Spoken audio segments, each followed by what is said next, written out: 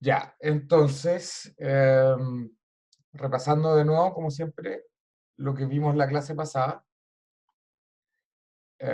habíamos explicado cómo, em,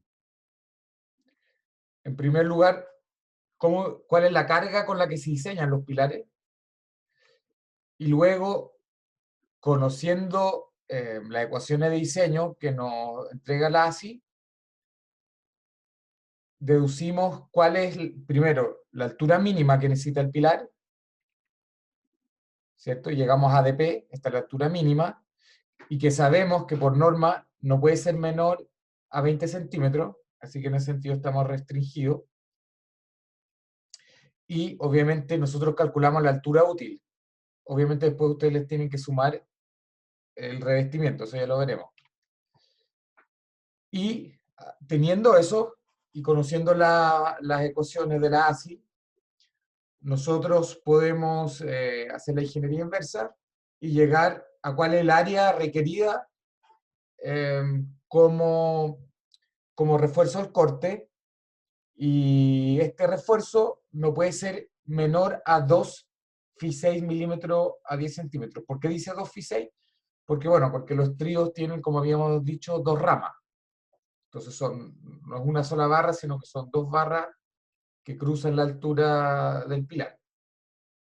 Y por ende, la altura, o sea, el diámetro queda dado como este. 2EP, 2 raíz de 2 AEP dividido pi. Y ese diámetro que ustedes calculan, obviamente tiene que ser al menos 6 milímetros.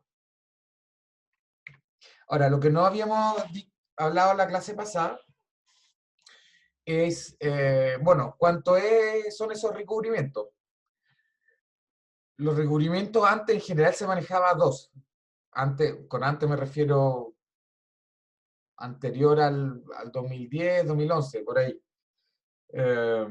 Lo típico eran 2 centímetros, pero la experiencia y también lo que se vio post-sismo del 2010 llevó al cambio que se ve reflejado en el decreto 60, ¿ya? Y el decreto 60, ¿qué es lo que indica? Para varas, bueno, lo indica para muchas barras y muchos diámetros. Yo acá le estoy resumiendo lo que, no, lo que nos concierne a nosotros, que son las barras en general menores a Fi 16. Entonces, esas en el hormigón expuestas al aire libre normalmente suelen ser de 30. Esto es lo que se consideran condiciones normales. ¿Cuáles son las condiciones y qué son, por ejemplo, al interior de edificios donde la humedad, o sea, disculpen, las condiciones severas se consideran al interior de edificios donde la humedad es alta o donde existe riesgo de presencia temporal de vapores corrosivos, o donde las condiciones atmosféricas, industriales o marítimas son corrosivas. En general, ustedes casi siempre van a estar en condiciones normales y por lo tanto el recubrimiento será de 30 centímetros. Eh, ¿Cuándo se podrían dar, sobre todo, humedad alta dentro de vivienda? Probablemente eso no se vaya a dar, pero humedades altas y vapores corrosivos en bodegas industriales podría llegar a darse esa situación. En ese caso, ustedes tienen que considerar 40. Y cuando ustedes, esto es al exterior de la estructura, ¿cierto? Bueno, y al interior, eh, las armaduras principales, o sea, las longitudinales, tienen que tener al menos 30 y los estribos 20. Eso es el interior. Ahora, ojo, esto también es verdad para el hormigón armado. El recubrimiento se mide de la superficie del hormigón hasta la superficie exterior del acero, ¿ya? Así que si yo tengo un pilar, lo que estamos diciendo, tengo las armaduras principales y tengo los estribos, ¿cierto?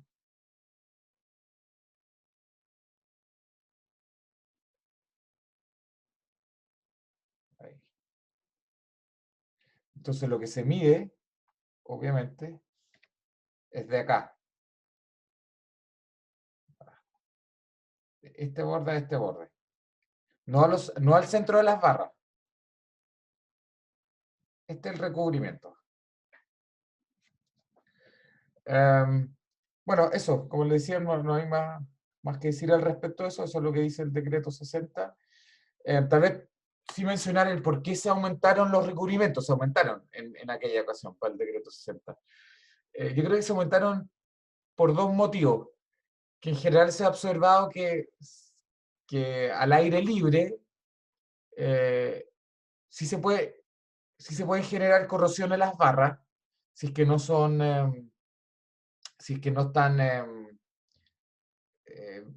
si es que no están más adentro, porque uno después con el tiempo obviamente el hormigón sufre de carbonatación, entonces pierde un poco su protección de las barras, y eso pasa sobre todo acá, po, en condiciones más severas, por ejemplo las marítimas.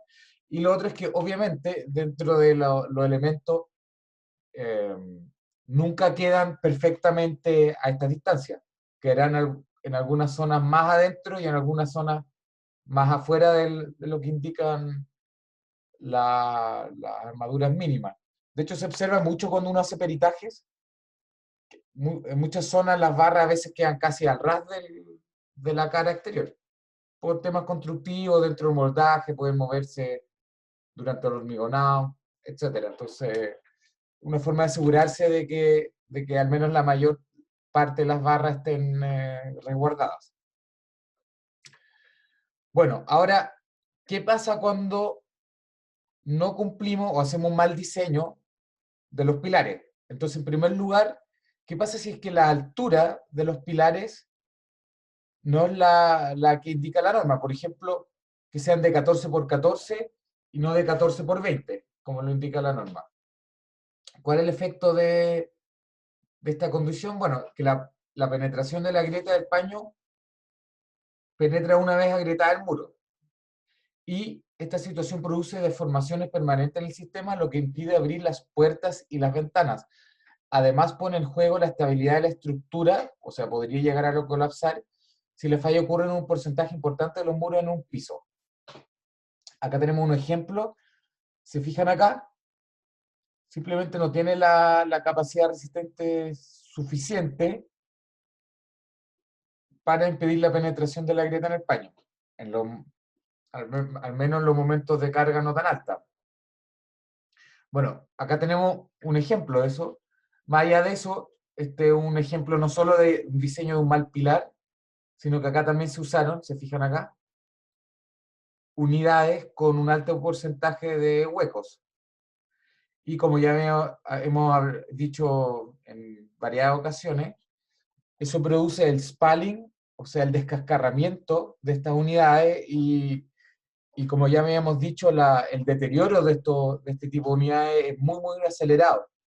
Entonces, básicamente una vez que se agrieta, toda toda la sobrecarga y toda la respuesta no lineal se le traspasa inmediatamente al pilar. Y bueno, eso sean cosas como esta, que se haya cortado, se cortó el pilar. También se observa acá, se fijan acá, acá se observa que de hecho al ojo uno puede decir que el pilar no tiene la altura de los 20 centímetros, sobre todo comparando acá con la cadena, ¿se fijan? La cadena es mucho más potente que el pilar. Y lo otro, y esto no lo sé a ciencia cierta, pero da la impresión, porque este está mucho más deteriorado que esta zona de acá, que probablemente acá no pusieron los estribos em, en la zona crítica. Probablemente se consideró como zona crítica, ya lo conversamos en la clase pasada, solo arriba y abajo, porque probablemente, esto se lo doy casi firmado, probablemente este es un elemento que se considera no estructural. Si se fijan, estos son bloques y esto parece ser otro elemento. Entonces, al no considerarse estructural, las zonas críticas serían solo estas, arriba y abajo. Pero claramente este elemento restringió el desplazamiento de este muro y poniendo el corte entra a esta altura. y no acá abajo. Entonces probablemente también faltaron acá estribos. Eso lo vamos a ver de mejor forma acá. ¿Qué pasa si en las zonas críticas tenemos escaso refuerzo de estribo? Entonces, de nuevo, va a penetrar la grieta y esta situación produce un daño severo en el pilar de confinamiento. Este daño severo del pilar se traduce en un severo agrietamiento y formaciones permanentes del muro. Lo que observamos acá. Si se fijan, este pilar ya tiene una relación de altura más alta, tiene los 20 centímetros, pero si estos son 20 centímetros, ¿cuánto más o menos tendrá esta separación acá, así al ojo? Como 15 o Yo diría que incluso menos, ¿eh? Yo diría que como 10 o 12 máximo. Bueno, pero es al ojo. Pero lo que sí les puedo decir es que obviamente, si estos son 10 o 12, esta altura, son más de 10 o 12. Po. Da la impresión que estos son más o menos 10 y la distancia entre estribos es 20. ¿Se fijan? sí, Y por ende, obviamente no tenía la capacidad resistente al corte suficiente, este pilar. Lo mismo pasa acá, ¿se fijan? Que acá tenemos el otro zoom. Si se fijan, esta es la distancia entre las barras longitudinales y el siguiente está acá arriba. Y esto claramente es más de los 10 centímetros que dispone la norma. Entonces, este es el motivo por el cual la norma pide que los estrios sean más tupidos en las zonas críticas. Acá tenemos otro ejemplo, de nuevo, unidades con un alto porcentaje de huecos, y de nuevo, acá tenemos el corte del pilar, y también las grietas penetran acá en el encuentro del muro. Ahora, entonces, bueno, una vez mencionado esto, ahora vamos a entrar a conversar un poco con esto terminamos el tema de los pilares, del diseño de los pilares. Ahora vamos a entrar a conversar durante el resto de la clase qué otros detalles solicita la norma para cumplir con un buen diseño. Esto ya lo habíamos conversado, pero lo vamos a repetir. Primero que nada, ¿cuál es el espesor mínimo de los muros? Entonces, lo que dice la norma es que el H del paño, medido entre bordes de elementos de hormigón, dividido 25, pero siempre mayor a 14 centímetros. Y con eso habíamos llegado a la conclusión que, ni me acuerdo, ¿cuál era eh, creo que eran 2,5 metros, no me acuerdo, eran como 2,40 14, 14 por 25, 3,50 metros máximo van a poder tener de altura entre pisos. Esa es una acotación bastante sencilla. ¿Qué es lo que trata qué es lo que trata de restringir esta cláusula de la norma? Las vertes, ¿cierto? Las vertes del muro. Esto es bastante directo. Ahora, lo otro es que la norma también pide que el área del paño no sea mayor a 12,5 metros cuadrados. El área. ¿Cómo se mide el área? Entre los centros de los elementos de hormigón, L por H. Esta área no debe ser mayor a 12,5, pero el largo, L, tampoco puede ser mayor a 6 metros. Pero habíamos dicho que con la altura que usualmente ahora con la que se construye, que está más o menos por los 2,4 metros, en verdad, en términos prácticos, ¿se acuerdan? Este largo ya no son 6 metros, sino que en verdad llegan a ser como 5,4 creo que habíamos calculado. ¿Cierto? Lo habíamos dicho. 12,5 dividido 2,4, 5,2. Entonces, en términos prácticos, este distanciamiento hoy en día es incluso menor a los 6 metros. Y es de aproximadamente 5,2. Ahora, ¿qué más pide la norma? En primer lugar, también se refiere a las ubicaciones. ¿Dónde debemos poner pilares? En todas las intersecciones de muros. Empecemos con los bordes libres. Ya. En todos los bordes libres. Por ejemplo, en los vanos de puerta o de ventanales. ¿Se fijan? En esas ocasiones siempre vamos a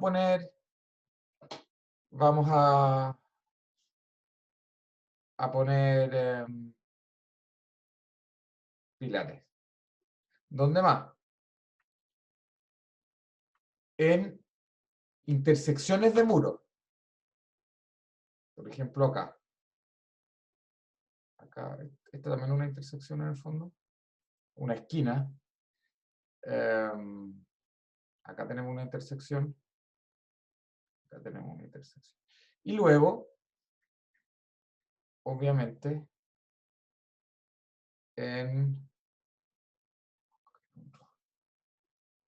al interior de los paños, respetando la separación máxima entre pilares. Ahora, estos de acá,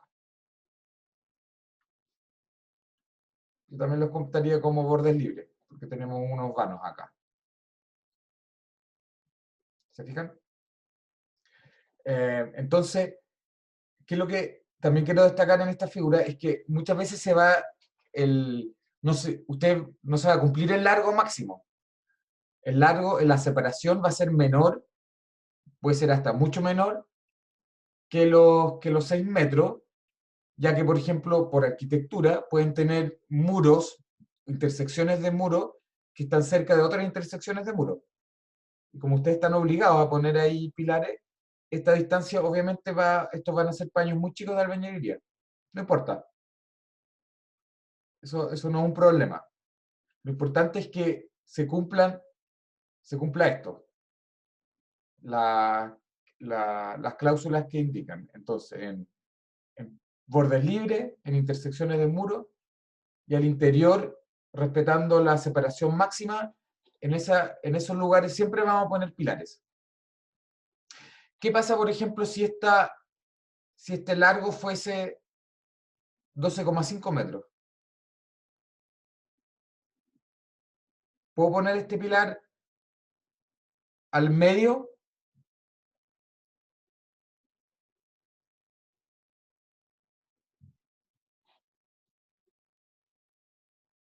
Habíamos dicho que la separación máxima es de 6 Sí, metros. ¿Podemos ponerlo al medio? no faltaría un pilar más. Exacto. Eso es lo que hay que hacer en esos casos. Si a usted le falta, bueno, si no pueden cumplir con los 6 metros, implica inmediatamente que tienen que poner otro pilar más y bueno, ¿dónde lo ponen? Queda un poco libre albedrío. Ahora, la lógica dicta que obviamente va a ser en los tercios, ¿cierto? Un poco para crear simetría. Pero eso es lo que tienen que hacer si es que no pueden cumplir con aquello. ¿Qué más? Bueno, con respecto a las cadenas. Las cadenas son aquellos elementos que bordean los paños en su parte superior. Y en cada uno de los pisos. El único que no se llama cadena, obviamente,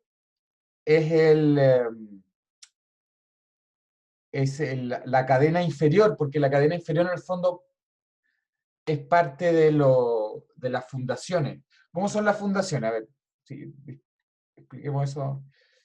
Un muro parte de esta forma. Muchas veces tiene una zapata corrida, ¿cierto? Y acá lleva una especie de pedestal, que yo al menos lo conozco como sobrecimiento. Entonces, esta de acá abajo no es considerada como cadena, sino que es simplemente el sobrecimiento que hace parte de la fundación, y el cual obviamente tiene el espesor del muro. Pero ya el de los pisos superiores pasan a llamarse cadena. Entonces, ¿dónde vamos a poner cadena? A nivel de la techumbre y de los pisos. Los cimientos y los sobrecimientos de hormigón desempeñan la función de una cadena. ¿Dónde más? En el interior de un paño de albañilería para cumplir con las restricciones de 732. ¿Cuál era esa? Era la altura máxima. Entonces, ¿qué pasa?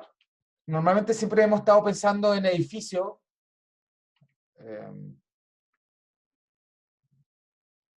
Hemos estado pensando en edificios, por ejemplo, voy a dibujar acá.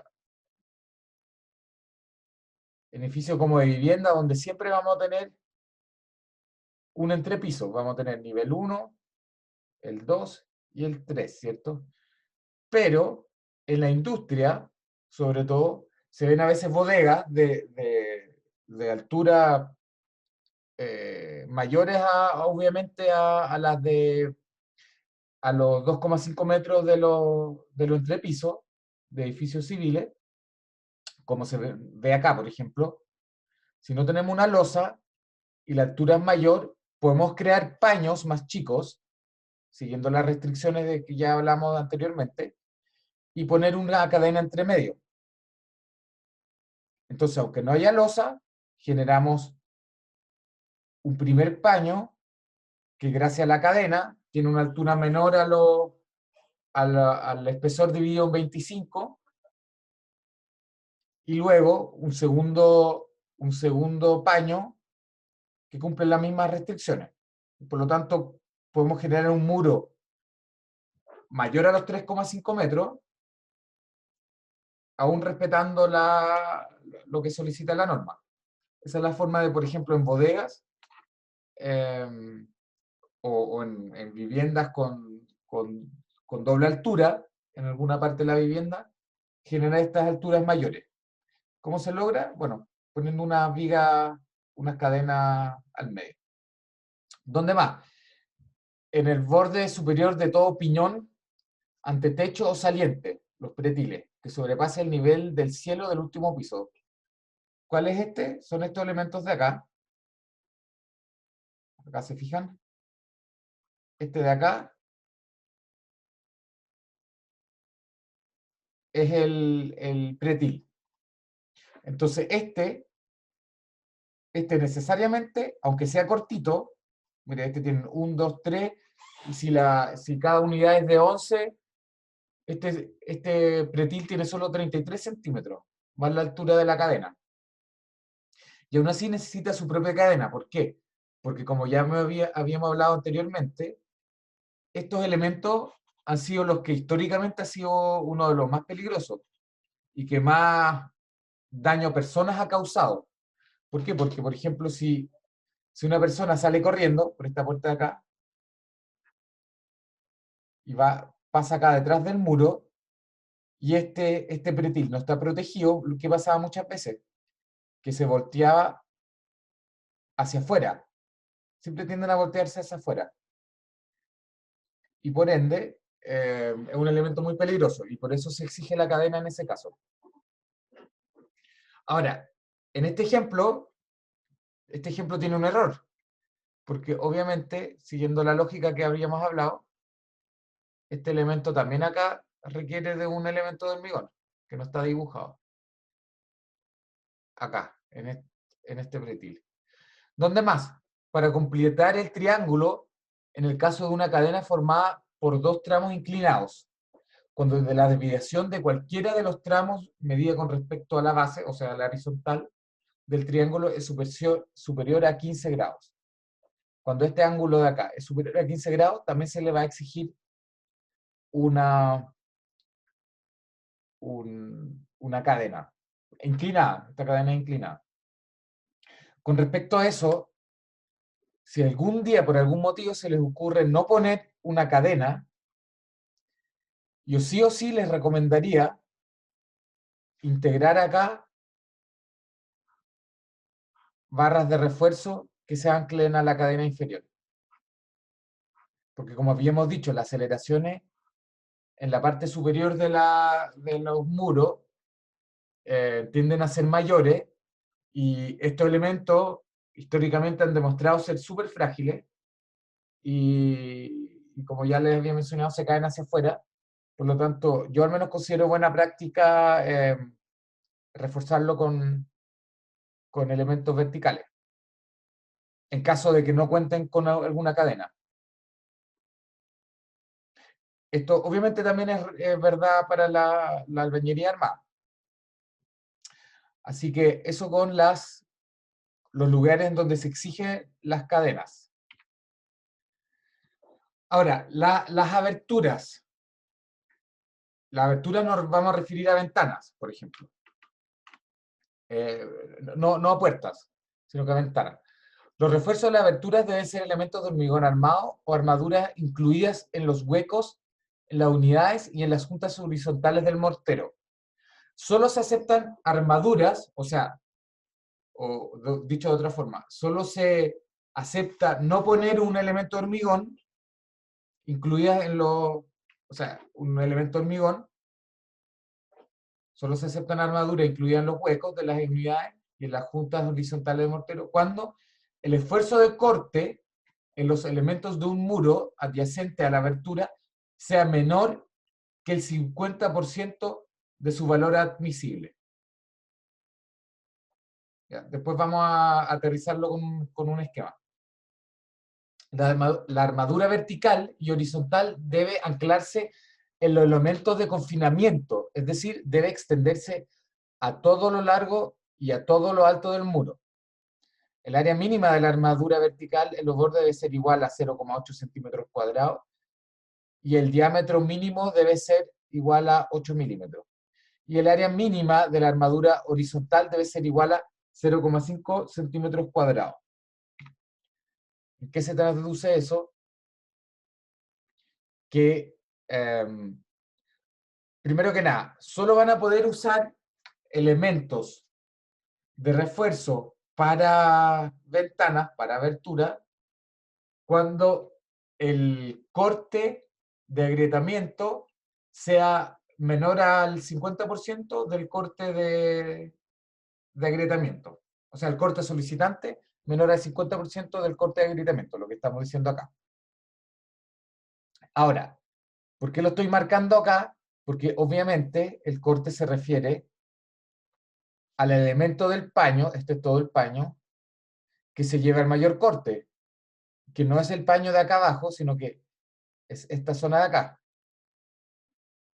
Así que cuando ustedes saquen los resultados del modelo ETAPS, ustedes van a poner, ustedes le ponen peer label, ¿se acuerdan? Le ponen nombre a los paños para obtener los resultados integrados de ese paño, de los esfuerzos. Entonces, este va a ser el peer 1, peer 2 y este peer 3.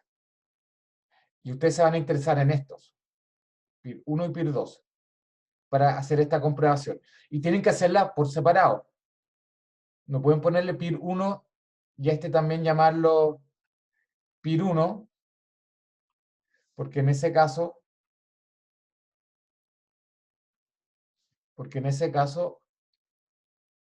usted estaría sumando estos Q. Lo que sería en este caso un poco conservador. Ustedes quieren poner la armadura para ahorrarse los pilares. Voy a borrar esto. Entonces, peer 2. ¿Qué es lo que dice? ¿Qué es lo que habíamos dicho anteriormente?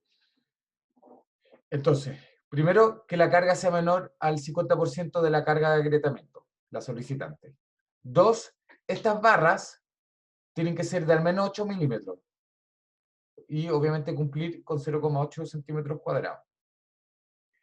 Y la horizontal, el diámetro que ustedes escojan, o puede ser una escalerilla, pero tiene que ser mayor o igual a 0,5 centímetros cuadrados. Tienen que estar, obviamente, lo más pegado posible que les permita la albañilería a la abertura, y tiene que ir de lado a lado, porque habíamos dicho, debe anclarse en los elementos de confinamiento. ¿Cuáles son los elementos de confinamiento? Los pilares y las cadenas. Entonces la armadura tiene que entrar con un gancho a un pilar, la horizontal, extenderse en todo el paño y anclarse en el otro pilar. Y lo mismo vale para las armaduras verticales, tienen que anclarse al menos en la viga inferior y luego en la cadena superior. Eso con respecto, y eso solo lo van a poder hacer en este caso. ¿Qué pasa si el Q solicitante es mayor al 50% del valor admisible? ¿Qué es lo que tenemos que hacer en ese caso? Pues ahí hay que agregar elementos de hormigón armado, ¿no? Exactamente. Si es que no pueden cumplir, si esto no se cumple, la única solución que tienen para esta ventana es poner elementos de hormigón armado acá. Y obviamente esos elementos no solamente sería un pilar,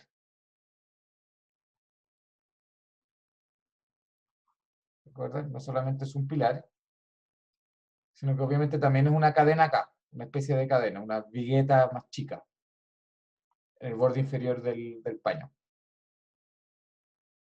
En el caso que no puedan cumplir con esto.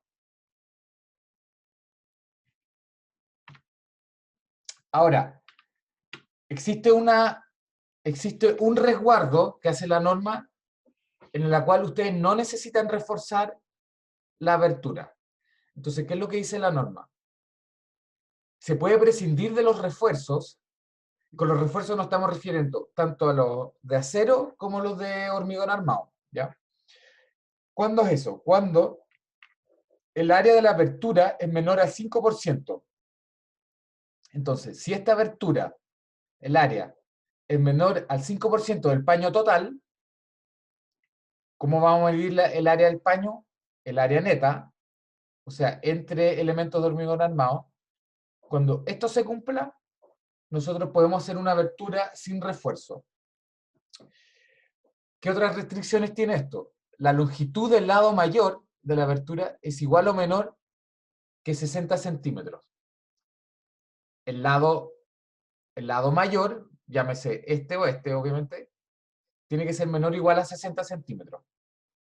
La distancia entre el pilar vecino de la abertura y el borde vertical de la abertura es mayor o igual al 25% de la longitud del paño, que es lo que estamos diciendo acá. En el fondo, lo que estamos diciendo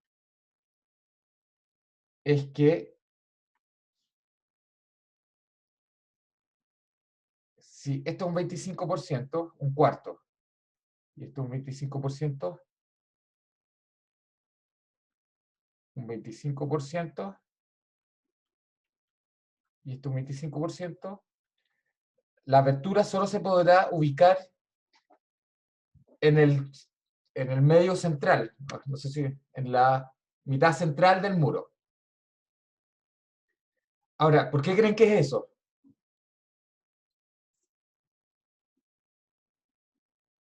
¿Por qué creen que la norma restringe la ubicación de la abertura al centro? En esta longitud. Para el ¿Cómo área por el fuera? tributaria para Disculpa, que los esfuerzos se transmitan igualitariamente, ¿no? O va por ahí, pero no para que se transmitan igualitariamente. Extrememos el caso. ¿Qué pasa si la ventana la ponemos acá, pero cumplimos todas las otras restricciones? ¿Estaría contribuyendo a la grieta de corte o no? Exactamente.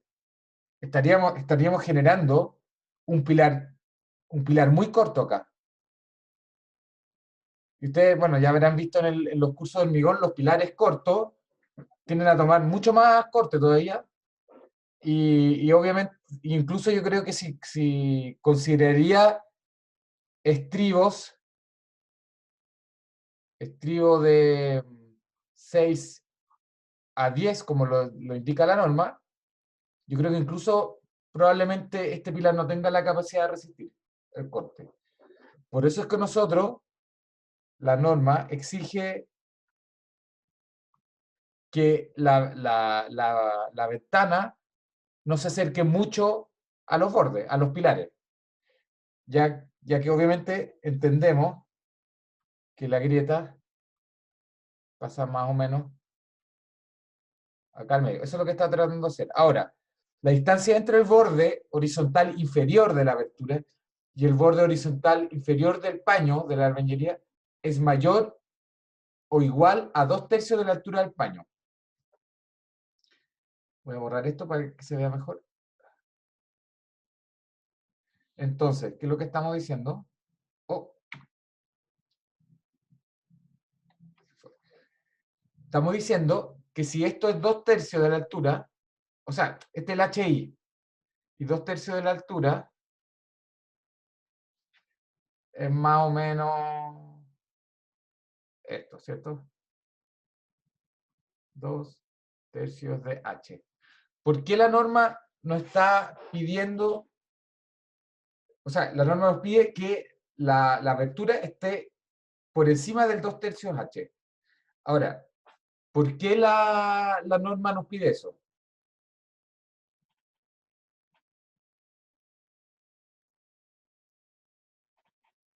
¿Por qué tenemos que estar de acá hacia arriba?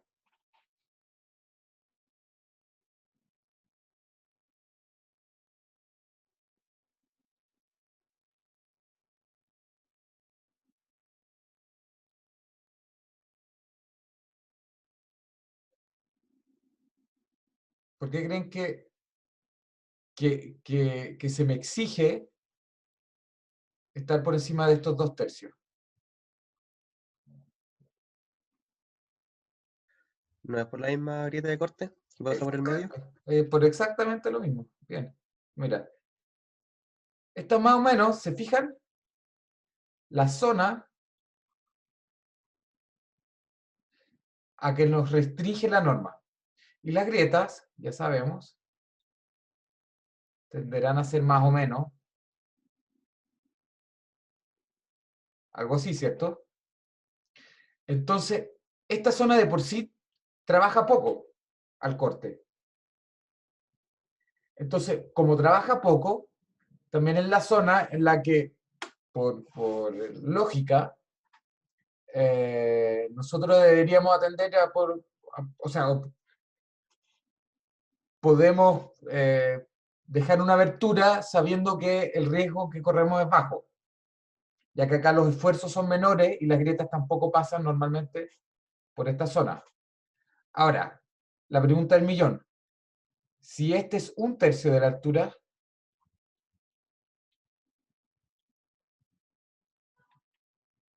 ¿por qué la norma habla del tercio superior y no del tercio inferior?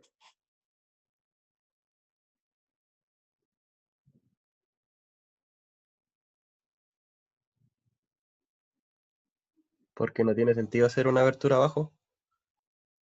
Sí, pero digamos que quiero hacer, no sé, una pasada para el perro, no sé, o para un ducto. ¿Por qué la norma tiende a no dejarme? Voy a borrar de nuevo la grieta, solo para que se vea mejor. ¿Por qué la norma tendería a no permitírmelo? ¿Cuál podría ser uno de los motivos? Yo no lo sé a ciencia cierta, pero es como la intuición que yo tengo.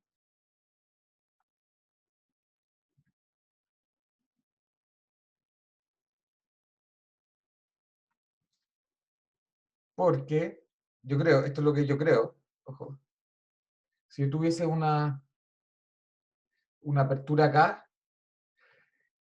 esta zona no tiene problemas de compresión, ¿cierto? Las tensiones tendrían a irse, a ver otro color, la compresión que viene de arriba, las tensiones tenderían a abarcar este paño, ¿cierto? Si es que no tuviese la apertura de abajo. Acá va a ser más o menos así, disculpen. Y acá se van a distribuir en todo el ancho del paño, ¿cierto? Ahora, eso no trabaja muy bien con esto, porque si esto es al revés,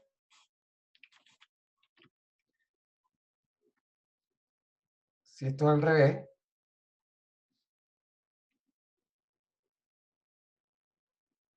y tenemos solo la apertura de abajo, ¿Qué pasa? Acá la compresión igual tiene que hacer un efecto arco, ¿cierto? Pero igual esta zona de acá va a sufrir una especie de compresión. Y eso hace esta zona vulnerable. Aunque no esté sujeto a un corte tan alto como en estas zonas de acá. Y al centro, ¿cierto? Estas son las zonas de mayor corte. Pero igual estaríamos transmitiendo, entonces no es muy sano. Por eso es que la norma, disculpen todas las líneas, por eso es que la norma yo creo que nos restringe a estos tercios superiores, a esta zona de acá.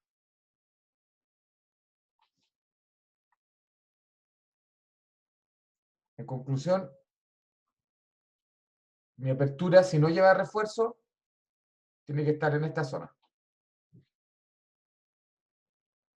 Ahora, ¿tiene sentido? Ahora vámonos a lo más práctico. ¿Tiene sentido hacer ventanas tan chicas? Porque si ustedes lo calculan, digamos que ustedes ocupan un paño, el máximo que les permite la norma, que son 12,5 metros cuadrados, ¿cierto?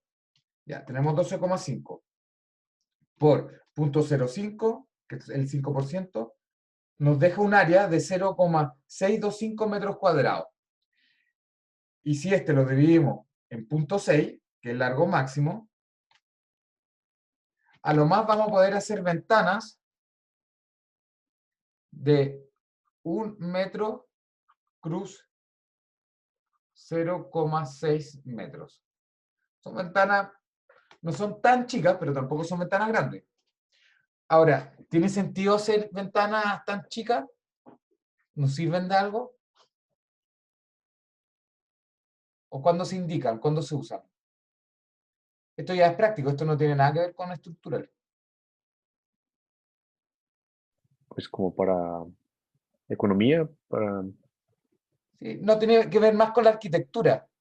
¿En qué zonas de una casa tener ventanas sí tiene sentido? ¿Al baño? Exactamente. Normalmente estas aberturas son las que se usan para los baños, o sea, donde ustedes quieren ventilar, pero no necesitan de una ventana tan grande. Entonces, la mayoría de las veces es baño y cocinas. En las cocinas también. En esos casos, estas ventanas, probablemente ustedes, el arquitecto no la disponga horizontalmente, sino que más bien una ventana vertical de estas dimensiones. ¿Se fijan? Son buenas ventanas para ventilar. Así que, sobre todo en esa parte de las viviendas se se usa esta acotación de la norma. Bueno, siguiendo, ahora llegamos a las zonas críticas en pilares, cadenas y cadenas sin losa de hormigón armado, ¿ya? ¿Qué es lo que dice ya dijimos que, ya hablamos de cómo se diseñan. Dijimos que las barras longitudinales, tenemos las barras longitudinales y que los estribos tienen que estar a 10 centímetros en las zonas críticas y a 20 centímetros en el resto de los elementos. Tienen que estar dispuestos tanto en pilares y cadenas, si es que no tenemos losa, pero también dice la norma, y esto es lo que quiero destacar acá, que la longitud de la zona crítica de un pilar, medida desde el borde interno de las cadenas, debe ser mayor o igual al mayor valor entre 2 veces el ancho del pilar y 60 centímetros. 2 veces el ancho del pilar. Ahora, ¿cuál es el ancho del pilar usualmente? 40 centímetros, ¿cierto? Porque 2 veces es 20. Entonces, usualmente, esto es lo que manda. Esto es lo que usualmente se usa. Entonces, lo que estamos diciendo es que las zonas críticas tienen que tener el distanciamiento del estribo phi 6 a 10 tiene que ser el largo, tiene que ser L, tiene que ser al revés, mayor igual a 60. Eso es lo que estamos diciendo. Y lo mismo acá. H o largo, mejor largo. Bueno, H mayor o igual a 60 en estas zonas de acá. Y estas son las zonas intermedias donde obviamente los estribos pueden ser a 20. Entonces, la longitud de la zona crítica de una cadena es lo mismo. Medida a partir del borde interno debe ser 60 centímetros. Acá se exigen los 60, no es 2 veces el ancho.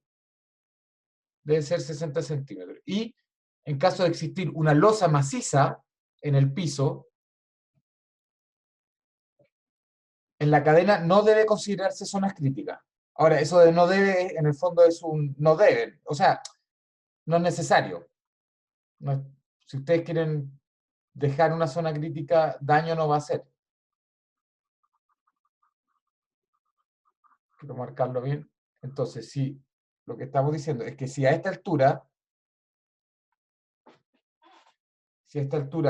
nosotros acá, la cadena tiene incorporada una losa, si la cadena es 20 y la losa es de 10, más o menos esto, ustedes pueden prescindir de estribo arroba 10 centímetros en esta zona. Entonces todo sería prácticamente zona intermedia. Todo el ancho sería arroba 20. Eso es lo que nos dice esta nota de acá.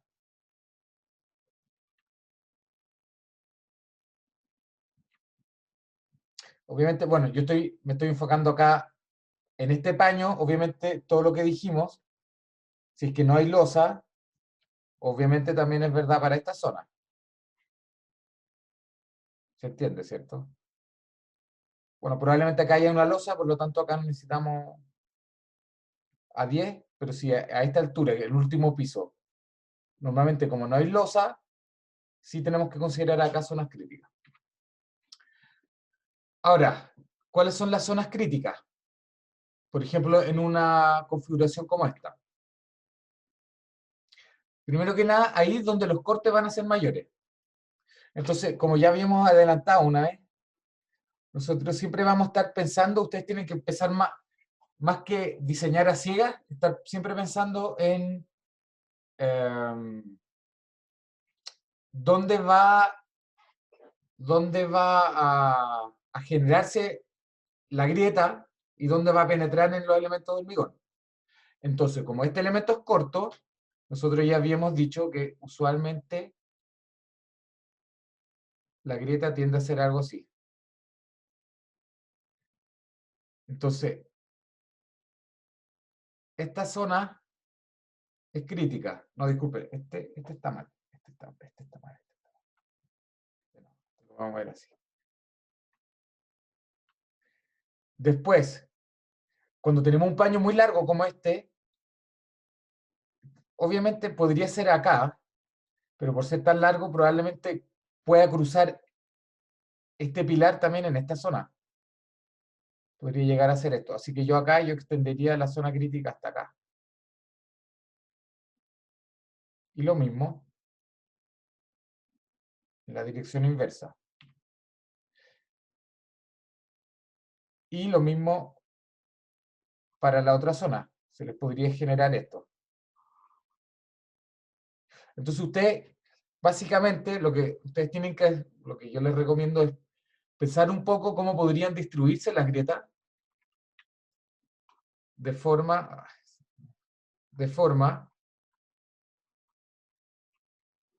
de poner los estribos más tupidos en todas aquellas zonas que, que podrían llegar a ser críticos. Que obviamente son en lo extremo de los pilares, el extremo de los pilares y donde están las aberturas de las ventanas, y aunque sea menos probable que estén en estas zonas de acá, yo igual en estos pilares pondría zona crítica. Y también en estas zonas de acá. Ahora, puede darse el caso. ¿Cuál era la altura de la zona crítica? ¿Se acuerdan?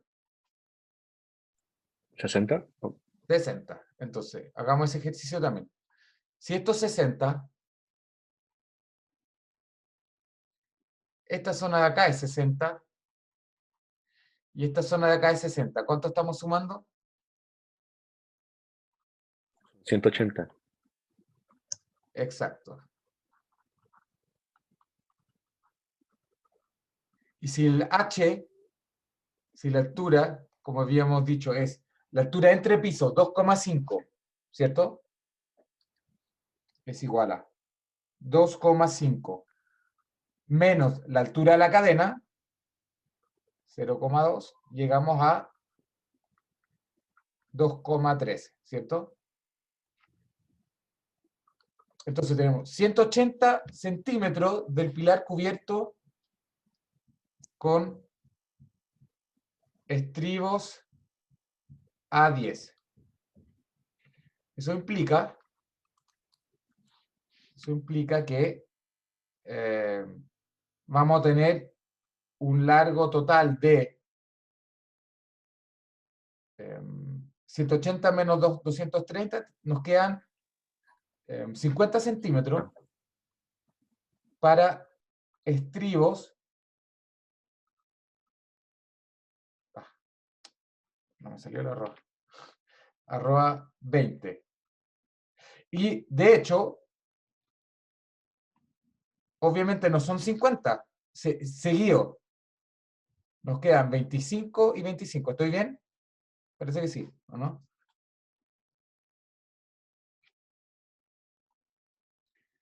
¿Tiene sentido? Ahora les pregunto de nuevo. ¿Tiene sentido indicar estas zonas con estas arroba 10 y en esta zona arroba 20? A mi gusto no. Al final lo único que van a lograr es complicar al que construye. Sí. Entonces, lo que yo hago en este tipo de casos, yo al menos, yo no me complico. Si tengo una zona intermedia, yo en la práctica, ¿qué es lo que hago? Si tengo una zona intermedia, en cualquiera de los pilares, simplemente indico normalmente, bueno, normalmente ustedes lo escriben así de lado, lo voy a intentar, estrío arroba 10. Para todo el pilar. Y solamente en estos, Ujú. voy a tratar de hacerlo al revés. No voy a poder escribirlo acá. Ya, bueno, lo voy a escribir horizontal. Y solamente en estas zonas, estribos a 10 en este tipo de pilares. Acá, estribos a 10 y en esta zona indico estribos a 20, ¿cierto? Y obviamente ustedes le tienen que acotar con cotas al constructor. Ustedes le tienen que decir que estos son 60 centímetros. Esta cota de acá también tiene 60 centímetros. Y este es el resto. ¿Cuánto es? Habíamos dicho 2,5 menos los 20 centímetros. 2,3 menos 0,6 menos 0,6. Acá tenemos 1,1 metros. ¿Se fijan? Entonces, esa es la forma, una forma más pragmática en el fondo de destruir los estribos. Y en este tipo de elementos también. Normalmente tiendo a destruirlos arroba 10. Total, es cortito. Estas zonas de por sí son siempre muy vulnerables, así que prefiero dejarla lo más tupido posible acá también. Eso. Entonces,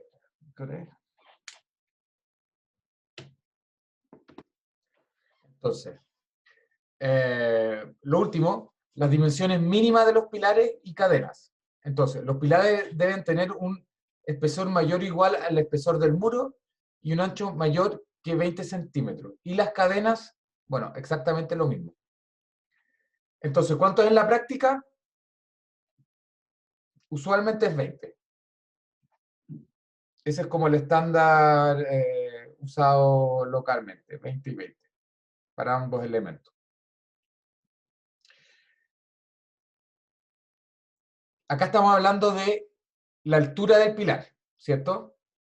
Ahora, yo le hago una pregunta. ¿Qué pasa cuando ustedes en arquitectura le indican esto?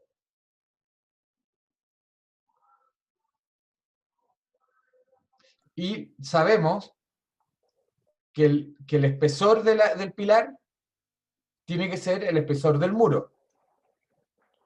Y el largo tiene que ser mayor o igual a 20. Entonces, sabemos, acá están los cuatro, sabemos que tenemos que poner un pilar acá, ¿cierto? Sí. Estoy tratando de dibujarlo, es medio difícil. Tenemos los 4 pilares acá, ¿cierto? O sea, los 4 longitudinales. Y sabemos que mi pilar tiene que tener 20 centímetros. ¿Está bien eso o no? Voy a hacer un zoom de esto, va a ser más fácil.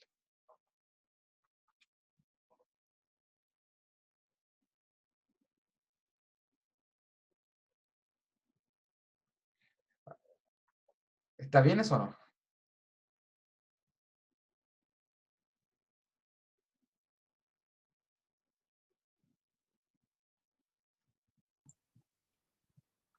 ¿Ustedes qué creen?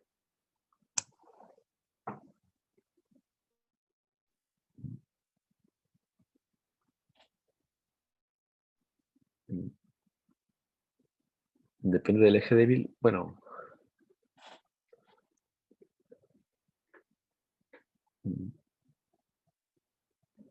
Profe, ¿eso celeste que dibuja qué es? Es el pilar de hormigón. Ah, disculpe. Esto estoy diciendo, voy a plantar acá un pilar de hormigón.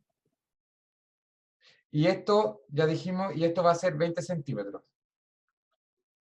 ¿Está bien o no?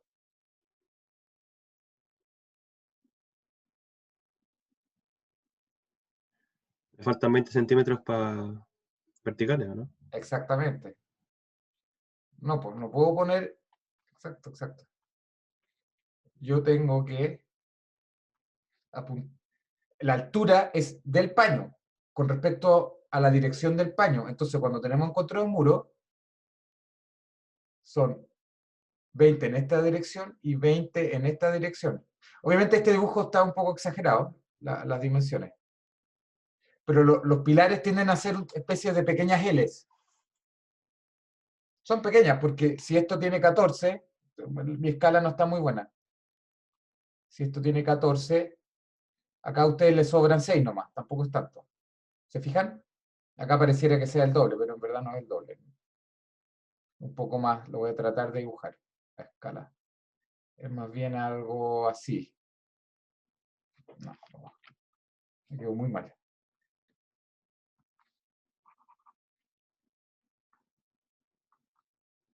Va a tender a hacer algo...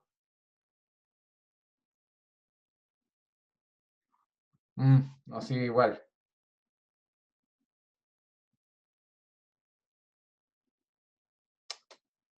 No sé por qué pasa eso. Algo así, ¿cierto? No. Pero se lo imaginan, ¿cierto? Tendría que dibujarlo. A ver, voy a intentarlo una última vez. Si estos son 14, estos son 6, estos son 6. Más bien algo así. Tienden a ser así. Ahora, ¿por qué esto no es un problema? Porque acuérdense que ustedes, al construir, Ustedes ponen en voltaje acá por fuera, ¿se acuerdan? Las tablitas. Entonces lo único que tienen que hacer es, ustedes ya tenían, acá ustedes ya tienen construido el muro, ustedes ya lo levantaron antes de hormigonar, ¿cierto? Ustedes ya tienen, en primera instancia ustedes levantaron el muro. En segunda instancia, ustedes pusieron las barras. Y en tercera instancia, ustedes tienen, bueno, ustedes dejaron el indentado en estas zonas de acá. Acá ustedes tienen el indentado. Y luego hormigonan todo el pilar. Así que esto de por sí no es difícil de materializar. Eso es lo que estoy tratando de decir. ¿Se fijan? Ustedes tenían el moldaje, tenían los muros, ustedes hormigonan y de forma casi automática, natural, a ustedes les va a quedar el pilar con esta forma. Ahora, lo que no hemos mencionado, siguiendo con lo último, es que las armaduras longitudinales de pilar y cadena, lo mínimo son 4 Fi10. Eso es lo que exige la norma. Y ya habíamos dicho que el diámetro mínimo de los estribos debe ser 6 milímetros. Esto ya es como esto es el resumen de todo lo que hemos conversado. Y la separación de los estribos tiene que ser 10 centímetros en las zonas críticas de cadena, 20 en la zona intermedia y 10 centímetros en pilares y 20 centímetros en la zona intermedia. Y en edificios de 1 y 2 pisos, la separación máxima entre estribos es de 20 centímetros cuando el curso del licitante es menor que 0,5. Esta es otra indicación que la verdad yo nunca he seguido. Yo siempre me quedo con esto. En zonas críticas, 10 centímetros. Hay una salvedad, que es esta, como les menciono acá, en edificios de 1 o 2 pisos. Pero yo siempre he considerado que es más sano, aunque se cumpla esto, que sea de 1 o 2 pisos, mantener los 10 centímetros en las zonas críticas. Eso. Bueno, vamos a dejar la clase hasta acá por hoy.